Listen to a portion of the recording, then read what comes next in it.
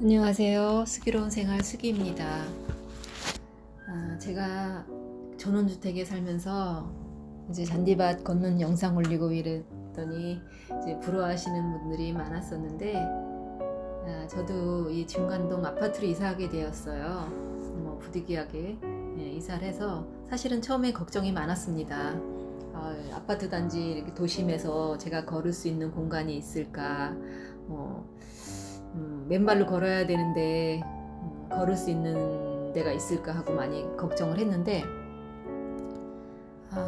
생각보다 걸을 수 있는 공간이 많더라고요. 지금 보는 영상은 제가 늘 걷는 공간입니다.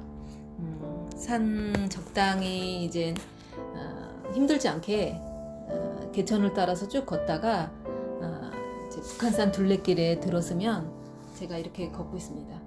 맨발로 걷는 데가 저도 이제 힘들 줄 알았는데 여기에 이제 테니스장까지, 아니 테니스장이 아니구나, 이제 배드민턴장까지 제가 걸어가고, 거기 배드민턴장에서 한 30분 정도 맨발로 걷고 있습니다. 걷는 것도 좋지만 일단은 맨발로 땅을 밟고 걸을 수 있는 거는 또 그 잔디 걷는 거랑은 좀 다르더라고요. 잔디 걷는 것보다 훨씬 자극도 되고 더 이제 힘들었어요. 처음에는 발바닥이. 그래서 어쨌든 좋은 장소를 찾아서 도심에서도 이렇게 걸을 수 있다는 게 저는 참 행복하고 행운이라고 생각합니다. 제가 오늘은 어식 맨발로 걷는 거에 대해서 얘기할 게 아니라, 오늘은 이 체내 정전기에 대해서 말씀드리고 싶어서 꼭 여러분한테 이 내용을 제가 책에서 본 거거든요. 전달해 보고 싶어서 영상을 찍습니다.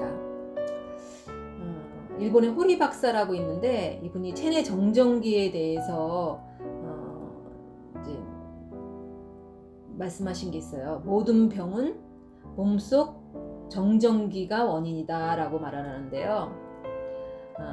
이분이 인류 건강을 위한 연구 개발을 힘쓰면서 난치병 환자들을 치료하고, 체내 정전기 이론은 호리 박사만의 건강 이론이라고 합니다.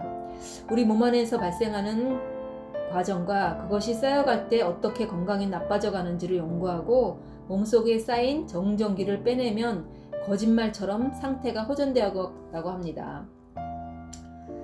우리 몸속에 정전기가 발생하고 이제 건강에 그것이 쌓여서 이제 해를 끼친다고 하는데, 생명이 유지되는 한 혈액은 우리 몸속에서 계속 돌잖아요. 그 도는 과정에서 적혈구, 백혈구가 혈관에서 부딪히면서 정전기가 일어난다고 합니다. 전자와 전하 물체에 존재하는 이 전자기적 반응들은 우리가 대부분 인식하지 못하고 살아가지만, 이것이 간혹 정전기나 스파크 등과 같은 자연현상을 접했을 때 우리의 삶에 이러한 것들이 존재함을 인지하게 되는데, 몸속에도 체내 정전기라는 것이 존재한다는 거예요. 무엇보다 저자가 강조하는 것은 혈액 적혈구가 혈관을 통과할 때 자신만의 전율을 가지고 있는 그 적혈구와 혈관의 전자기적 반응 마찰로 인해 정전기가 발생하는 것이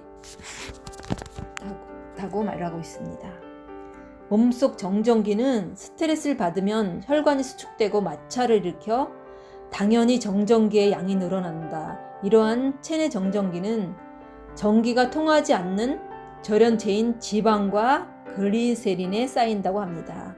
저자는 이렇게 쌓인 정전기가 끈적한 혈액, 좁아진 혈관으로 인한 동맥경화, 부종, 암세포 생성, 우울증, 알츠하이머 등 질병의 원인이 되는 현상들의 근원이라고 구체적이고 과학적으로 설명하고 있습니다. 몸속에 쌓인 정전기를 빼내어 병에 호전된 방법의 하나로 몸의 한 부위를 흙과 접촉시키는 것이 이제 제일 좋은 건데, 근데 현대인들은 흙을 밟을 그게 없으니까 지속적으로 이제 몸속에 정전기가 쌓이게 되는 거죠. 이게 정전기를 빼내는 환경이 산다는 것이 참 어려운 문제죠. 더군다나 신발이나 이런 게 다 고무로 되어 있기 때문에 몸속 정전기가 포화 상태에 이르러서 몸의 균형이 깨진다고 말합니다. 정전기를 최소화하려면 충분한 수분 섭취와 이제 물을 마시는 거죠. 이제 배번과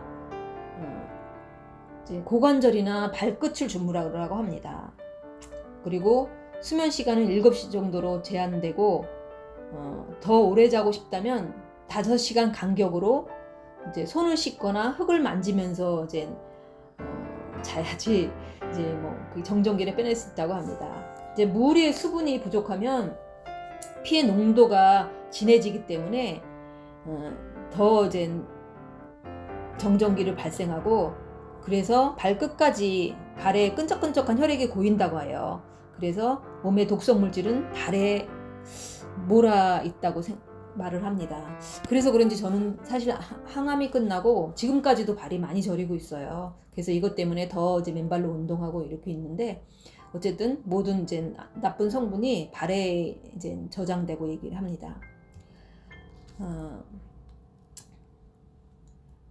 이제 발에 정전기뿐만이 아니라 이제 모든 독극물, 이제 뭐 안 좋은 것들이 이제 발에 쌓이기도 하고, 그러면서 치명적으로 이제 야금야금 우리의 몸을 망가뜨리게 되는 거죠.